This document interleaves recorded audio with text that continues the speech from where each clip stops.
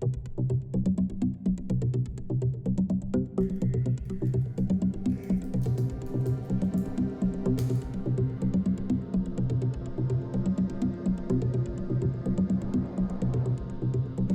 than 4,000 children have gone missing from Jharkhand in the last decade, according to government statistics. But activists insist that's just the tip of the iceberg and that the actual number is much higher. Mudi, Jharkhand to Sandur in Punjab. The price for this 14-year-old girl was fixed at 1 lakh rupees. Trafficked in January this year and sold to a 55-year-old man as a child bride. La traite humaine est la deuxième source de profit pour le crime organisé dans le monde. Aujourd'hui, 40 millions de personnes sont exploitées après avoir été vendues. C'est un trafic dont on parle peu et qui a pourtant des ramifications internationales.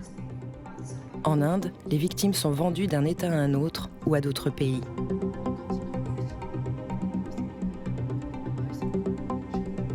Je m'appelle Risha. J'ai passé toute ma vie en Inde, une vie sereine, sans me douter que d'autres femmes passent leur vie privées de liberté, prises au piège de trafiquants qui s'enrichissent en les exploitant.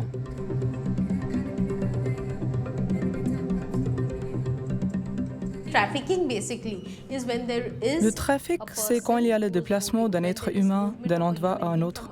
Et le résultat est l'exploitation.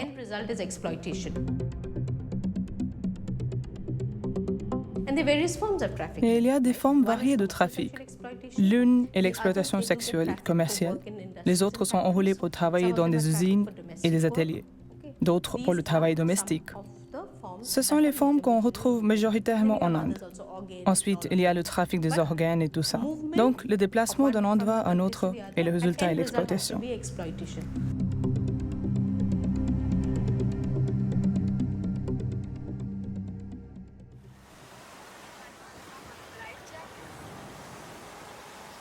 Je pars à la rencontre de ceux qui œuvrent à secourir ces femmes et leurs enfants, parfois au péril de leur vie.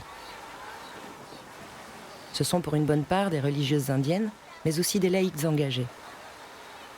Malgré les pressions qu'ils subissent, certains ont accepté de témoigner. Ils m'ont aussi permis de recueillir les témoignages de celles qu'ils accompagnent vers une vie meilleure. C'est un sujet sensible. C'est pourquoi je ne mentionnerai pas les noms et les identités des personnes à qui cela pourrait porter préjudice.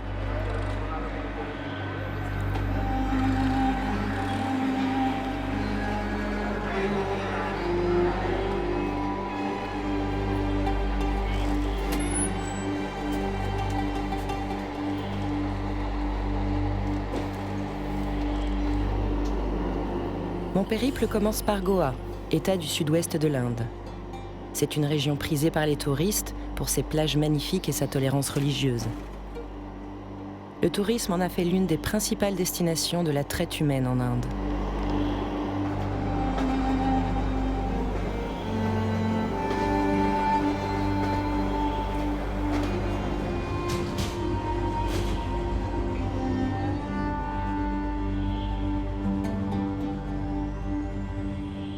J'ai rendez-vous avec une prostituée qui vit dans le quartier de Baina, où se trouvait le principal bordel de Goa.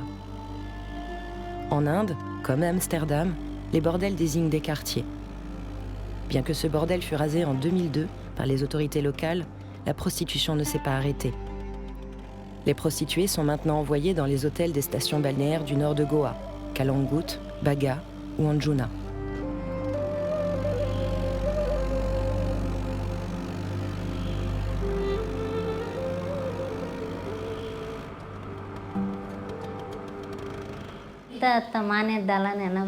Ma mère n'arrivait même pas à nous nourrir correctement. Comment aurait-elle pu payer pour notre éducation?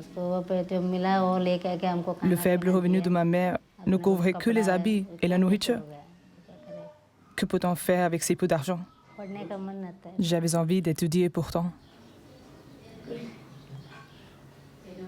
Ma mère aussi était prostituée. Et elle le faisait où? Elle travaillait à la maison. Elle payait un loyer de 4 € et faisait venir les clients à la maison. Comme ça, elle pouvait s'occuper des enfants en même temps.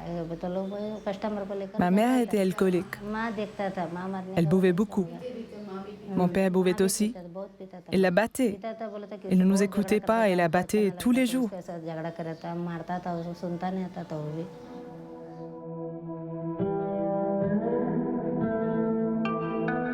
Je retrouve à présent l'une des sœurs qui s'occupe des enfants de cette prostituée. Elle est active dans le quartier de Baïna depuis 25 ans. On l'a tabassée 2 fois, elle a reçu des menaces de mort. Malgré cela, elle n'a jamais abandonné. C'est la sœur qui travaille avec moi ici.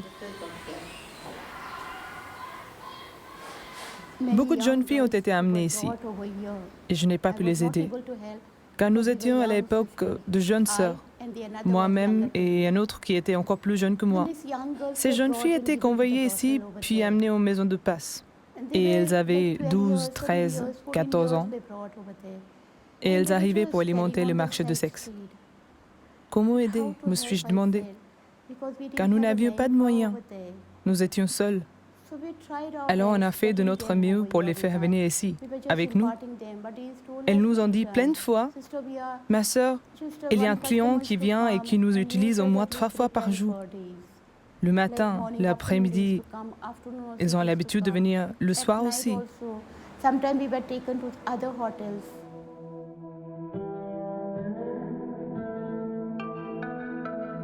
Le tourisme, important dans la région, fournit l'essentiel de la clientèle. J'ai beaucoup d'exemples. Ici, les filles étaient vendues aux clients et on les amenait à Kalangut, dans les hôtels. Une autre, je vous dis, il y en a tellement. Je ressens tellement de choses en y pensant. Emmener des filles à la plage de Bogmalo ou à Kalangut, et puis on les vendait à un autre client. Elles restaient dans les hôtels pendant 8 jours, puis on les ramenait ici.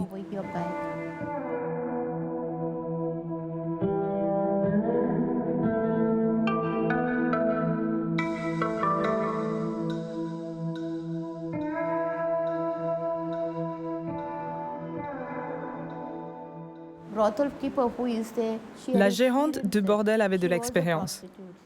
Elle avait elle-même été prostituée. Puisqu'elle avait fait la même chose, elle a pris de l'importance. Elle a pris la tête d'une maison close. Elle trouvait des filles qui n'étaient pas de Goa et les vendait aux clients. Par client, elle prenait 6 euros, 12 euros. Pour une jeune fille, une jeune vierge, elle demandait 25 euros, 35 euros pour une très jeune. Mais pour celles qui avaient déjà été utilisées par beaucoup d'hommes, le prix était beaucoup moins. Il y a quelques années, cette sœur a été rejointe par une autre sœur, plus jeune, qui a pris le relais sur le terrain.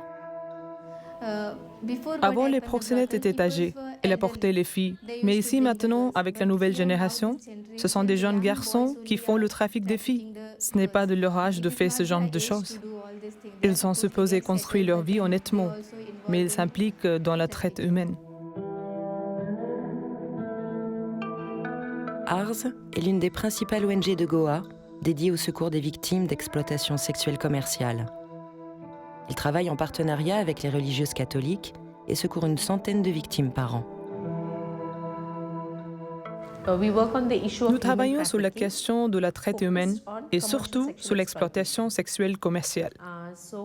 Donc, nous travaillons à secourir les victimes qui ont été vendues à Goa et ont été sexuellement exploitées à des fins commerciales, ce qu'on appelle communément prostitution. Donc, nous avons vu que ces victimes étaient vendues pour l'esclavage sexuel. Nous leur portons secours avec la police. Chez ARS, nous croyons en tant qu'organisation que se contenter de secourir les victimes ne résout pas le problème. Car si vous secourez une victime, les trafiquants vont en amener plus. Vous en sauvez 5, ils en amèneront 10. Donc, ce que nous faisons, nous accompagnons la police dans les sauvetages pour s'assurer que ces trafiquants soient arrêtés. C'est seulement quand ils sont arrêtés que le cycle s'arrête.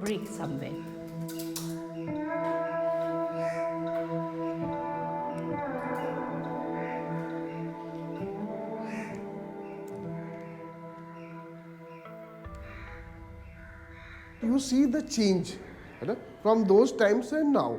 Now you find is that On observe des changements liés à l'époque. Vous verrez maintenant que les trafiquants et ceux qui sont dans ce secteur d'affaires utilisent les nouvelles technologies de communication. Ils utilisent des sites Internet, ils utilisent WhatsApp, ils utilisent les téléphones portables pour gérer ce genre d'activité. Et cela a donné une différente sorte de challenge. Auparavant, quand il y avait déplacement physique de la fille, quand le transport était fait d'un endroit à un autre par les proxénètes, il était plus aisé de passer à l'action pour les forces de l'ordre. Mais maintenant, à cause de la technologie, c'est devenu plus difficile pour les forces de l'ordre de coincer les trafiquants. To nab these agents.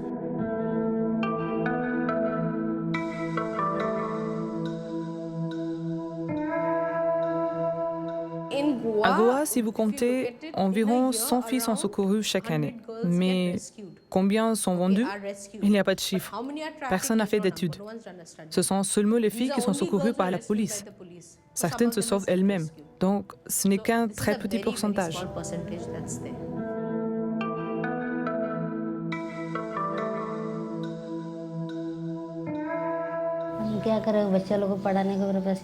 Je n'avais pas d'argent pour payer l'éducation de mes enfants. Que pouvais-je faire? Donc j'ai vendu 2 de mes fils pour 125 € chacun. Les acheteurs étaient contents de payer, donc j'ai pris l'argent. Le premier avait 1 an et demi et le deuxième 1 mois. J'ai laissé partir 2 de mes fils. Mes voisins proches insistaient et me demandaient où étaient mes enfants. Pourquoi voulaient-ils tes enfants? Ils n'avaient pas d'enfants eux-mêmes, alors ils m'ont demandé de leur vendre mes enfants. Ils sont venus chez moi encore et encore. J'avais besoin d'argent, alors je les ai vendus. Je ne mens pas. J'ai accepté de les vendre. Au moins, ils auront un meilleur futur. Mes 3 autres enfants sont avec moi. J'ai du mal à les éduquer, mais ça va. Je suis en paix maintenant.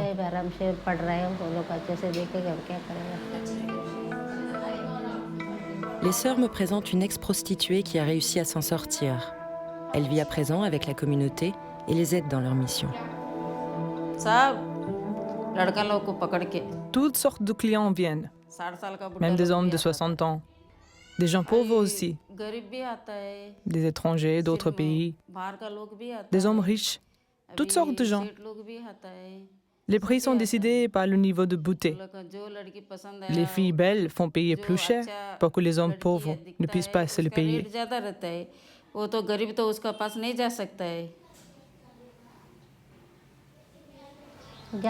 Je me dis que si je dois travailler, autant être dans ce métier.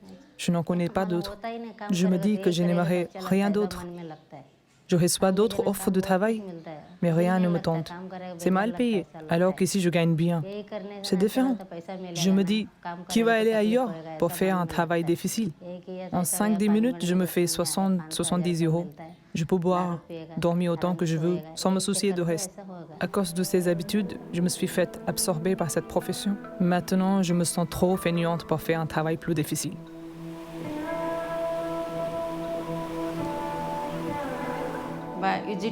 Quand je vais visiter le bordel, je conseille aux prostituées d'envoyer leurs enfants aux sœurs. Avec elles, ils apprendront à devenir indépendants.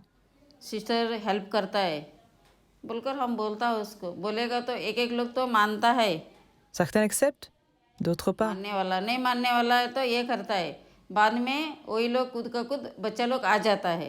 Et parfois plus tard, ils viennent demander l'aide des sœurs. Elles viennent demander du travail, qu'on puisse les aider.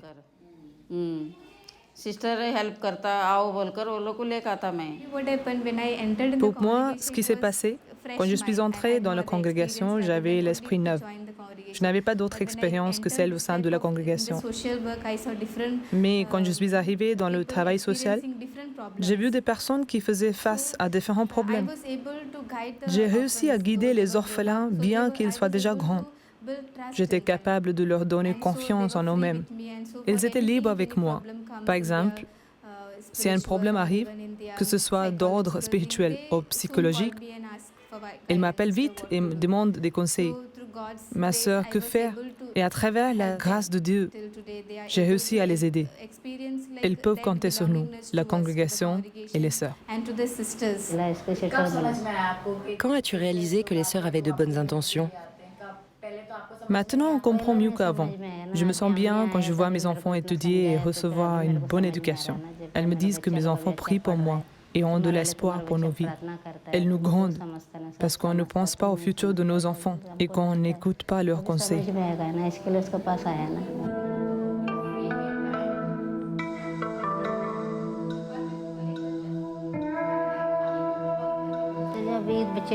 Si les sœurs n'étaient pas là, mes enfants auraient fini dans la même profession que moi. Grâce aux sœurs, mes enfants sont sauvés. Je me sens soulagée que mes enfants soient dans un environnement sain et que les sœurs prient pour nous.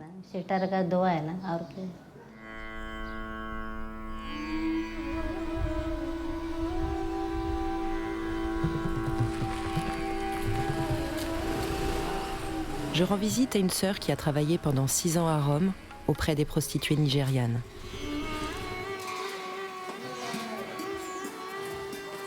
Hello, sister. I'm Rachel. How are you? Thank you so much. Encore une fois, je suis reçue avec thé et pâtisserie. Les sœurs ont le sens de l'hospitalité.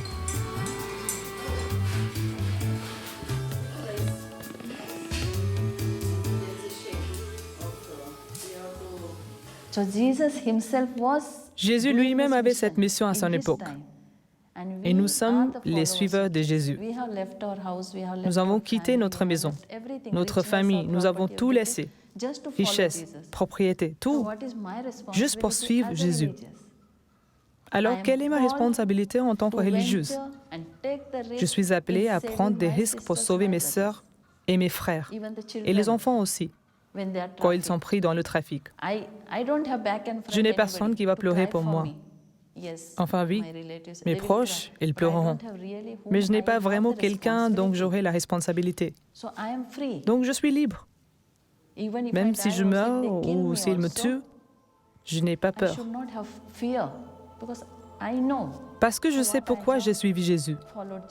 Donc, en tant que religieuse, je ne devrais jamais avoir peur de personne, ni de parler, ni de dire les choses.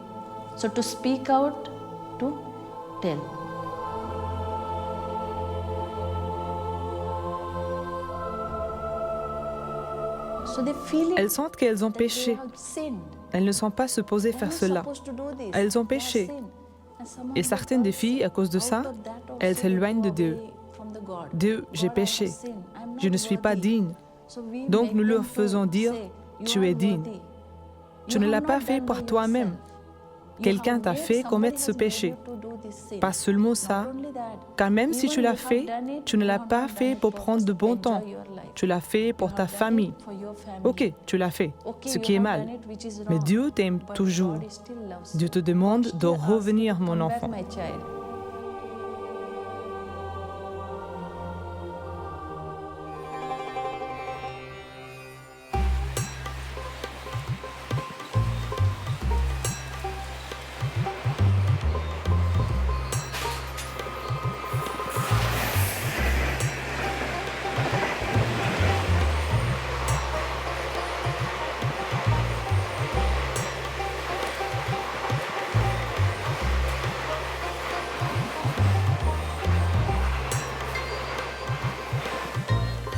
Je suis à Delhi, capitale de l'Inde, véritable mégalopole contemporaine où vivent 16 millions d'âmes. Je suis venue pour interviewer une religieuse investie dans la lutte contre le trafic à différents niveaux. Elle m'a demandé que son nom et celui de son organisation ne soient pas cités. La pression est très forte ici. La racine de la traite humaine, c'est l'avidité. L'avidité d'argent, l'avidité de sexe et de plaisir. Avant tout, c'est l'avidité d'argent. C'est un commerce. Cette avidité d'argent mène à tout ça. Parce que les montants financiers que les gens gagnent avec la traite humaine de nos jours sont incommensurables. Je veux dire, on ne peut même pas évaluer. C'est énorme. Is unaccounted. I mean, just cannot estimate. It's a huge. These factors make it prime hunting ground for traffickers, such as 42-year-old Mato, who had amassed assets worth rupees 65 crore in Delhi and Jharkhand, having allegedly trafficked about 3,000 girls and women till last October, when he was arrested in a joint operation by the Delhi Police Crime Branch and the Jharkhand Anti-Human Trafficking Unit. La traite humaine est le deuxième plus gros marché dans le crime organisé. C'était le troisième. Maintenant, c'est devenu le deuxième. Partout, c'est l'argent. L'argent, l'argent.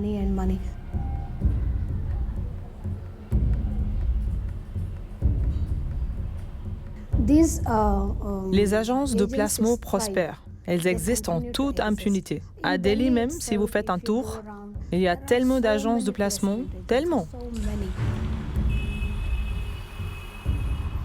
Les agences de placement sont les boîtes d'intérim de la traite humaine. Elles font le lien entre les employeurs et les personnes vendues.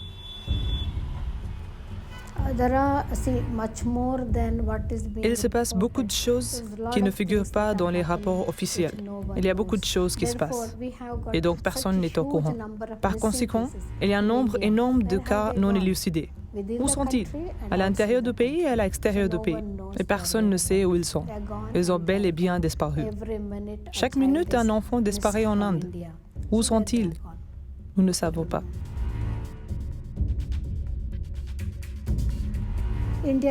L'Inde répond à la demande internationale. L'Inde est aussi un pays de transit. Des gens de Bangladesh, de Népal passent par l'Inde. C'est un pays de transit. L'Inde répond aussi à la demande des pays arabes et même d'autres pays européens, d'autres pays occidentaux aussi. Europe and Western countries as well.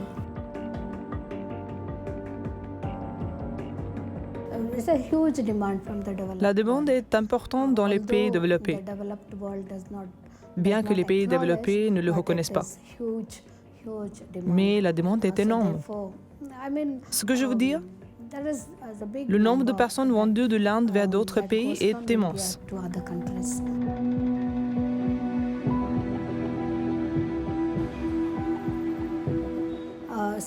Vous devez considérer que de nombreux bordels sont aussi gérés par des femmes. Les proxénètes sont aussi des femmes. Et sous leurs ordres, il y a des hommes et des femmes qui travaillent. L'esclavage. Quand cela concerne les aides domestiques, ce sont des femmes qui en font la demande. Et bien sûr, quand il s'agit de marché de sexe, ce sont les hommes qui sont en demande. Une femme gère le bordel et elle emploie des hommes. Donc tout est interconnecté.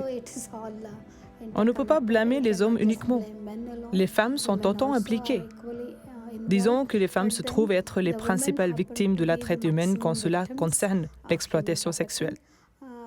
Quand il s'agit d'esclavage, les victimes sont autant des garçons que des filles.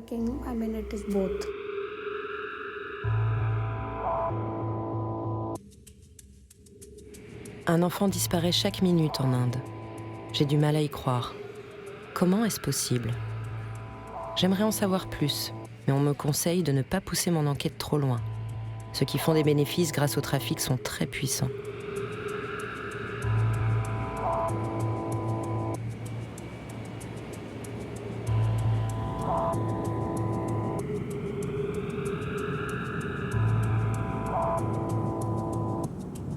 Je suis dans l'avion au-dessus de Bombay, capitale économique de l'Inde. Bombay n'arrête pas de s'étendre, elle compte déjà 18 millions d'habitants. Sa croissance économique est l'une des plus importantes au monde, ce qui en fait aussi une destination évidente pour les trafiquants.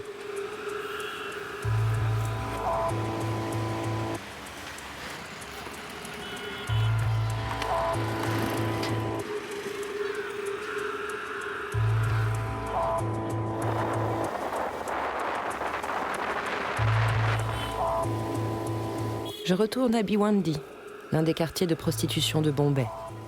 J'avais fait une première visite du quartier sans caméra, qui m'a beaucoup impressionnée. Les prostituées et leurs enfants m'avaient bien reçu. J'ai aussi senti leur détresse. Aujourd'hui, j'y retourne avec une caméra pour recueillir leurs témoignages. 4 prostituées ont accepté de parler malgré les risques. La plupart des gens qui viennent à Bombay sont attirés par l'industrie du cinéma et Bollywood. Ils adorent les stars et pensent que venir à Bombay va leur faire gagner beaucoup et leur offrir de nouvelles opportunités. Ils aspirent à des rêves qui ne peuvent se réaliser dans leur village car ils sont très pauvres. Donc ils viennent à la ville dans l'espoir de réaliser leurs rêves.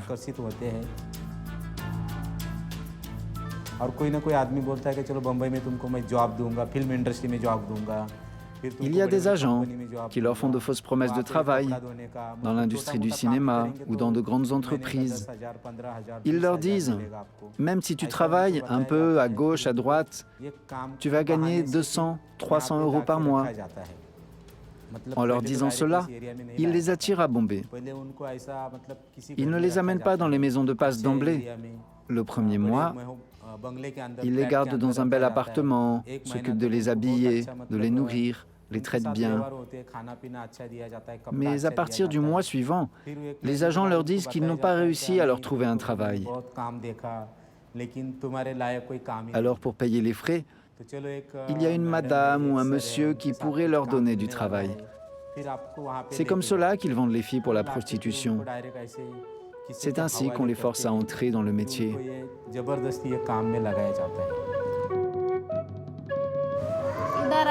Quand je suis arrivée ici, j'étais très jeune, très pauvre. J'avais un frère plus jeune. Mon père est mort. Je me suis mariée et j'ai eu 2 filles. Puis mon mari est mort aussi. Je ne m'en sortais plus financièrement. C'est pourquoi je me suis retrouvée dans la prostitution.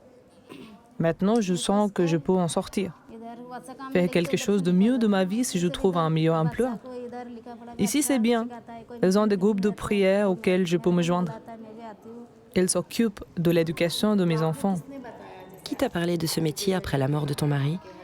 Il y avait une dame qui m'a dit « Allons à Bombay, on peut y trouver un bon emploi et bien gagner sa vie. » Qui t'a dit ça? Elle vivait à Bombay, mais m'a demandé de me rendre à Surat. Elle avait une entreprise qui fabrique des saris.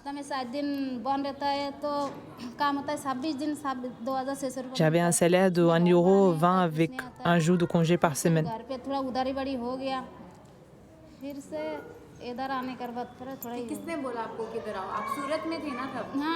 Je gagnais 32 € par mois, mais cela n'était pas assez.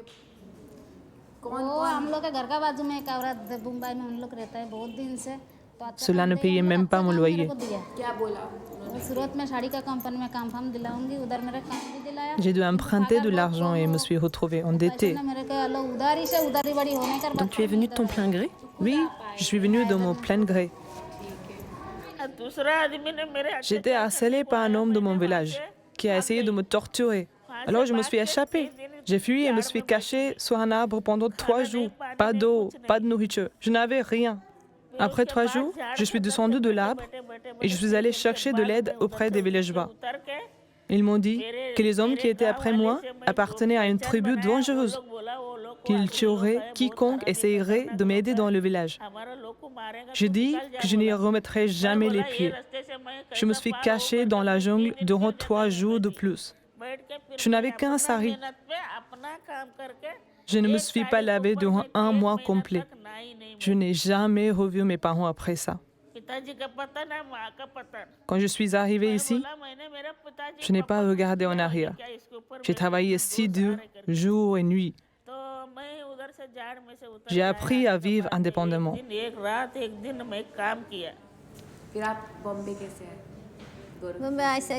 Dès que je suis arrivée à Bombay, les problèmes ont commencé. Tu es venue avec ton mari? Oui, je suis venue avec mon mari. Quand nos problèmes ont commencé, j'ai dû commencer à travailler. Donc tu t'es mariée et as eu un mari. Pourquoi es-tu venue ici?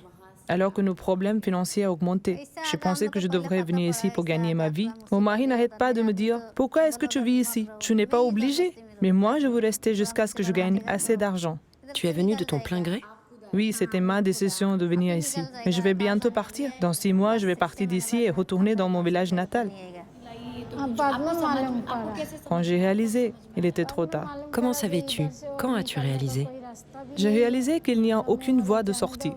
Alors je pensais, tant pis, reste ici. Il n'y a pas moyen d'en sortir. Alors pourquoi lutter? Ça fait des années maintenant. Je vis en paix à ma manière. Donc tu es heureuse ici. Est-ce que tu as revu la femme qui t'a amenée ici en premier lieu? Non, je ne l'ai jamais revue. Je ne veux pas la revoir. Elle n'est plus ici de toute façon.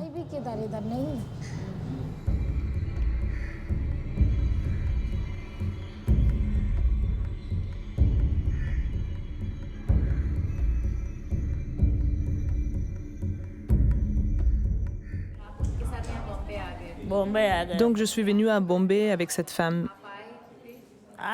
À mon arrivée, ils m'ont gardée dans une chambre.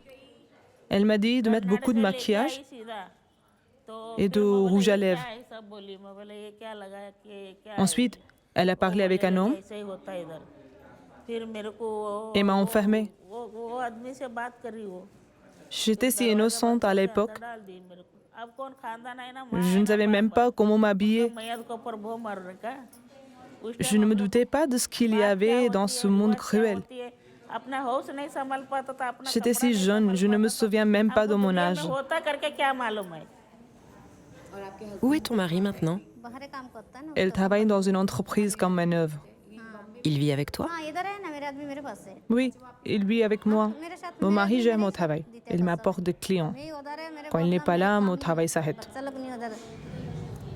Est-ce que tu envoies de l'argent à ta famille? Non, j'ai envoyé de l'argent à la mort de ma mère, mais depuis rien. De toute façon, je gagne si peu d'argent que ça ne couvre que la nourriture. Il ne me reste rien que je pourrais envoyer au village. Ma mère et mon père sont morts. Mon frère aîné aussi est mort. Il me reste un frère plus jeune et 2 belles-sœurs avec leurs enfants. Je suis retournée au village récemment. Ils sont au courant de ta profession? Non, je ne leur ai pas dit. Tu leur as dit quoi au sujet de ton travail? Que je travaillais dans une discothèque. Ton mari est mort où? À l'hôpital. Pourquoi est-ce que tu n'as pas pris un emploi à l'usine? Maintenant, si je trouve un meilleur emploi, je partirai. Ma santé va plutôt mal en ce moment. Tu gagnes bien ici? C'est quoi ton revenu mensuel? Non, je ne gagne pas bien. Mensuellement, je ne peux que payer la nourriture de base pour mon enfant et moi.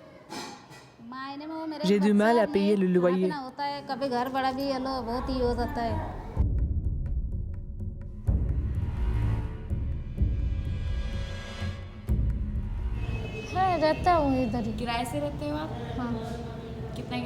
Tu habites ici? Tu loues un appartement ici? Oui, les locations sont très chères ici. Le dépôt de garantie est de 60 €. Le loyer est de 18 €. À cela s'ajoute l'électricité, les factures d'eau. L'eau, c'est environ 4-5 €. L'électricité, c'est dans les 8 €. Tu gagnes combien par mois? Entre 25 et 35 € par mois. Entre 25 et 35? Des fois, ça monte jusqu'à 125 €. Tu gagnes combien par jour? Je n'ai pas de clients tous les jours. J'en ai tous les 2-3 jours. Donc mes revenus ne sont pas quotidiens. Tu gagnes combien par client? Je ne suis pas payée immédiatement. Je reçois un salaire mensuel du gérant de l'endroit où nous travaillons et vivons. Les chambres pour dormir et travailler sont séparées. Donc tous tes revenus vont d'abord au gérant et ensuite une partie t'est reversée en fin de mois, c'est ça? Oui. Tu ne penses pas que cet argent est trop peu? Tu ne crois pas que tu gagnerais plus si tu avais un autre emploi? Je ne connais pas d'autre travail.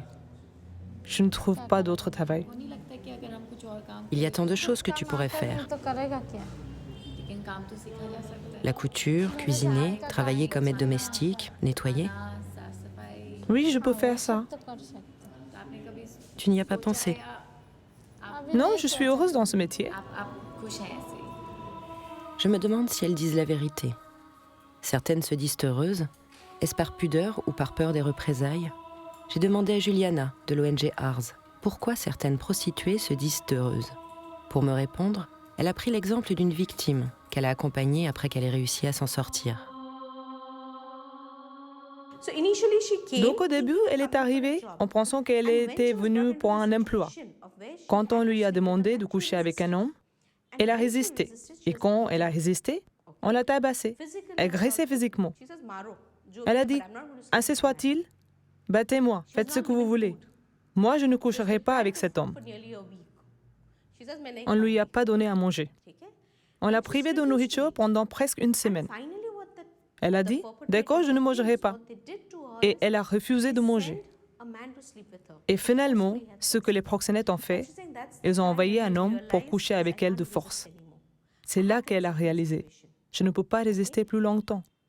Je dois accepter ma situation. » Donc elle a dit « Avant d'accepter ma situation, essayons de négocier. » Donc elle a essayé de négocier. Elle a dit « Vous demandez de coucher? Ok. Je ne vais coucher qu'avec un nombre limité d'hommes.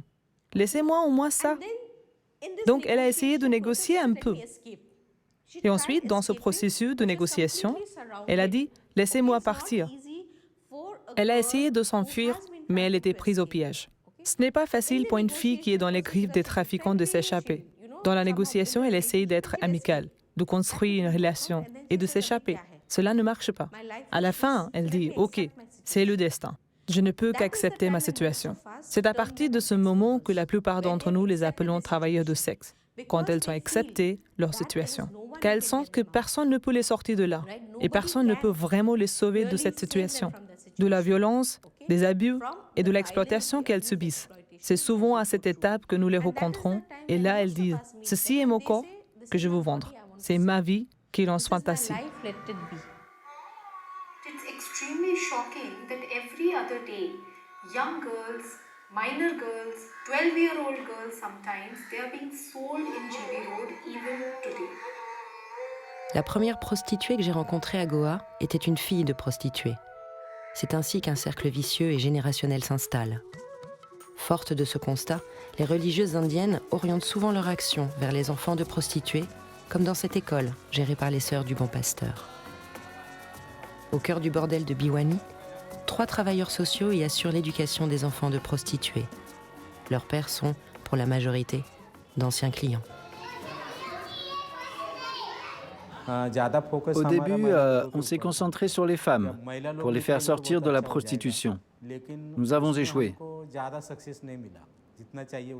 Maintenant, on se concentre surtout sur l'éducation des enfants.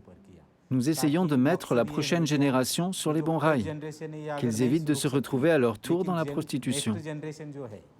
Dans ce quartier, nous avons secouru 300 enfants au cours des 10 dernières années et nous avons permis leur admission dans des écoles aux langues variées, hindi, anglais, telugu, etc.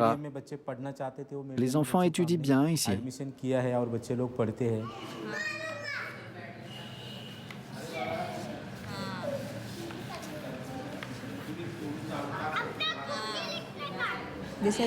Les enfants imitent leur mère. Ils voient leur mère solliciter les clients et ils utilisent le même langage corporel, comme mettre du maquillage, etc. Donc quand ils arrivent ici, je les guide et leur explique qu'on ne doit pas faire ça. Un garçon nommé Akshay est arrivé un jour et m'a montré un préservatif. Un enfant s'est exclamé « Maîtresse, maîtresse, Akshay se balade avec un préservatif ». Ça m'a choqué d'entendre ça. J'ai essayé de leur expliquer ce qu'est vraiment un préservatif. Je leur ai dit que les préservatifs ne sont pas pour les enfants. Ce n'est que pour les mamans. Si vous voyez cela sur la route ou ailleurs, ne le touchez pas. Maintenant, je leur dis qu'à chaque fois qu'ils entendent une conversation sur les préservatifs ou des sujets sexuels, qu'ils mettent leurs doigts dans leurs oreilles et récitent des poèmes dans leur tête pour se changer les idées.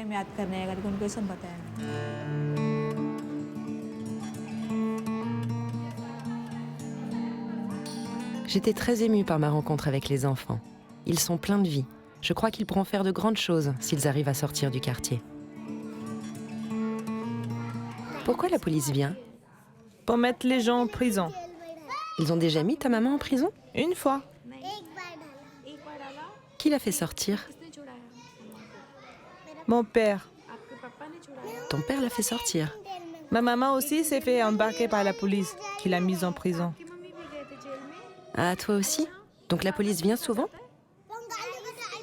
Ils viennent et arrêtent tout le monde ensemble. Pourquoi est-ce qu'ils ont mis ta mère en prison? Je ne sais pas, nous étions très petits.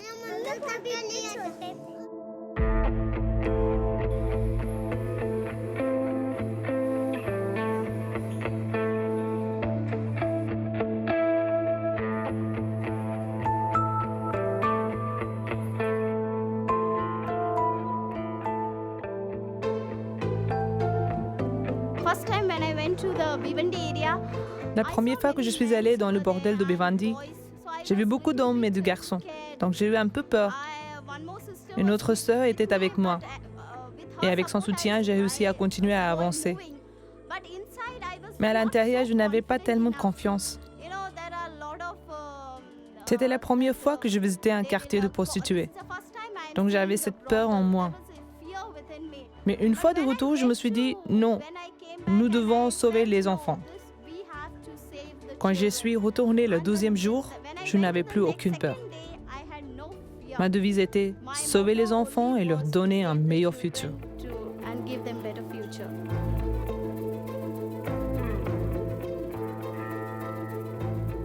Quand les prostituées font confiance aux sœurs, elles peuvent envoyer leurs filles dans cette pension qui est gérée par la même communauté du Bon Pasteur. 4 sœurs leur assurent une vie loin de l'environnement troublé du bordel de Bhiwani.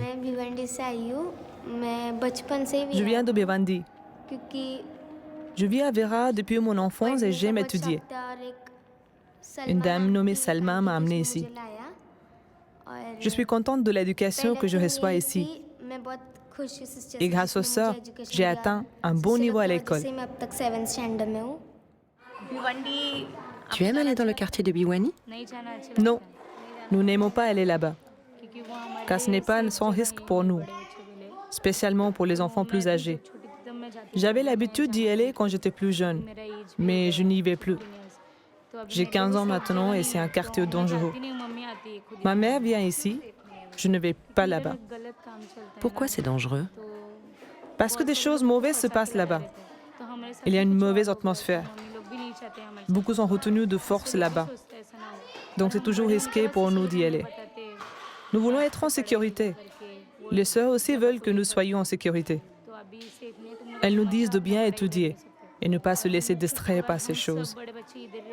Elles nous offrent un endroit où nous sommes en sécurité. Après l'école et pour les vacances, nous venons ici et sommes avec les sœurs. Tu te vois où dans le futur? Je veux un futur lumineux. Je veux travailler dur et me faire un nom. Depuis mon enfance, j'ai le rêve de devenir une bonne policière et détruire cette maison de passe. Car j'ai vu les dures réalités qu'il y a derrière. Comment les filles sont amenées là-dedans, forcées à le faire. C'est ma seule intention. Donc j'étudie beaucoup et je reste concentrée. Comme nous l'avons vu, il est difficile d'accéder aux victimes une fois qu'elles sont dans les griffes des trafiquants. C'est pourquoi les sœurs salésiennes de Bombay ont orienté leur action vers la prévention.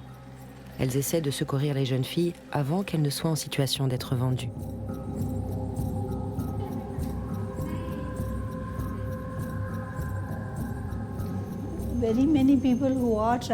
Il y a beaucoup de gens qui font du trafic d'enfants.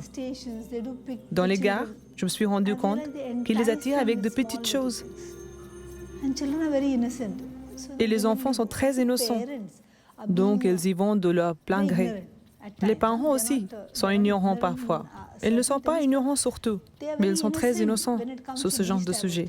Ils veulent le bien de l'enfant, donc ils acceptent de le laisser partir avec un adulte, en pensant que la personne va aider l'enfant. Mais ce qui arrive en réalité, ce n'est pas le bien de l'enfant. L'adulte utilise l'enfant à ses propres fins, pour son seul bénéfice.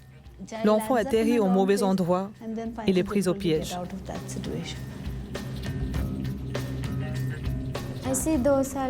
Nous avions 2 ans. Qui étaient ces gens qui sont venus demander après toi? des musulmans, des hommes âgés. Il disait à ma mère, « Saïra, donne-moi cette fille. Nous allons nous en occuper. Nous te payerons en échange. » Un autre trafic, vous savez, ils vendent ces enfants comme de la main-d'œuvre bon marché. Les parents ont besoin d'argent pour subvenir aux autres besoins de la famille. Disons par exemple que l'aîné se marie, ils n'ont pas d'argent, donc ils vont vendre la plus jeune. En fait, les parents ne sont même pas conscients de ce qu'est le trafic humain. Si quelqu'un vient et leur dit « Ah, vous avez besoin d'argent, prêtez-moi votre fille pour 1 an ou peut-être 2 ans », ils la laissent partir très facilement. Ils ne se posent même pas 2 fois la question, tant qu'ils reçoivent de l'argent. Donc le trafiquant va leur donner peut-être 12 €, il prend la fille pour 1 an ou 2, et il fait de l'argent tous les mois sur son dos. Donc c'est une façon de tourner, de se faire de l'argent. En fait, mes parents n'aimaient pas les filles. Nous étions 2, ma sœur et moi. Maintenant, je ne sais même pas où se trouve ma sœur. Ma mère ne m'a même pas laissé la rencontrer. Désolée, j'ai oublié ce que je disais. Où est ta mère? D'abord, nous avons vécu sur le trottoir, à la gare Victoria. Ensuite, je suis allée au foyer pour jeunes. À la même époque, ils ont envoyé ma sœur loin et essayé de me vendre. Les parents pauvres ne s'embarrassent pas au sujet de ces filles. Pendant les négociations pour la vente, la fille se sent tellement frustrée. Vous savez, je ne suis pas voulue, je suis rejetée. Je suis un fardeau pour ma famille. Elle cherche donc elle-même une personne qui va leur donner un peu d'attention. C'est là que ces proxénètes ou une personne de village qui est familière avec la famille, ils deviennent amicaux avec les filles. Et ensuite, leur font miroiter un mariage ou un travail. Ils les emmènent et elles disparaissent du village. C'est ce qui est arrivé dans certains cas. Et personne n'a jamais réussi à retrouver leurs traces.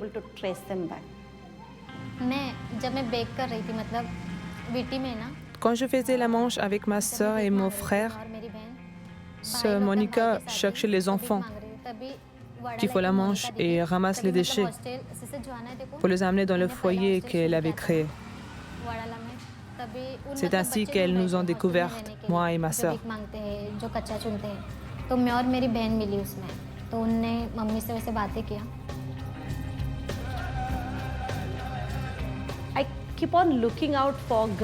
Je suis toujours en train de rechercher les jeunes filles sur les quais de gare, les arrêts de bus.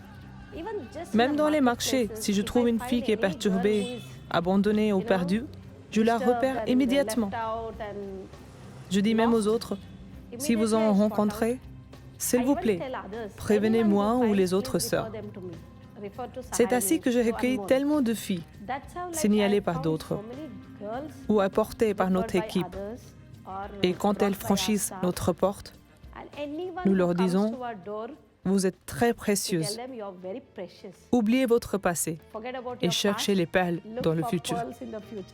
Le moment où je dis, tu es très précieuse, je vois tellement de joie sur leur visage.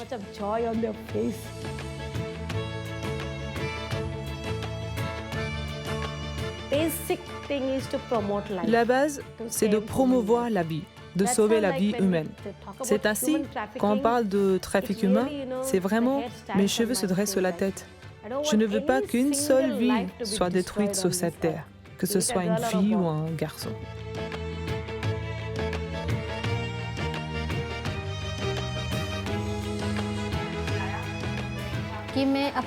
Je veux faire de grandes choses dans la vie. Je vais montrer au monde que les filles ne sont pas des fardeaux. Même les filles peuvent devenir des personnes importantes. Je veux créer ma propre ONG. Peut-être pas seule, mais j'aimerais m'occuper des enfants. J'adore les enfants.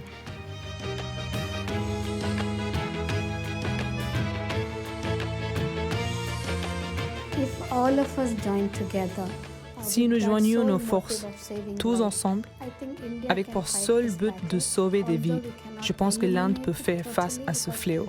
Bien que l'on ne pourra pas l'éliminer totalement, car il a des ramifications internationales.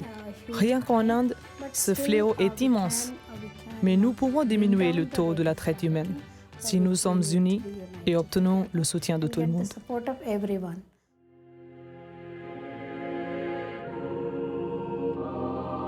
Ces rencontres, ces témoignages m'ont beaucoup marqué.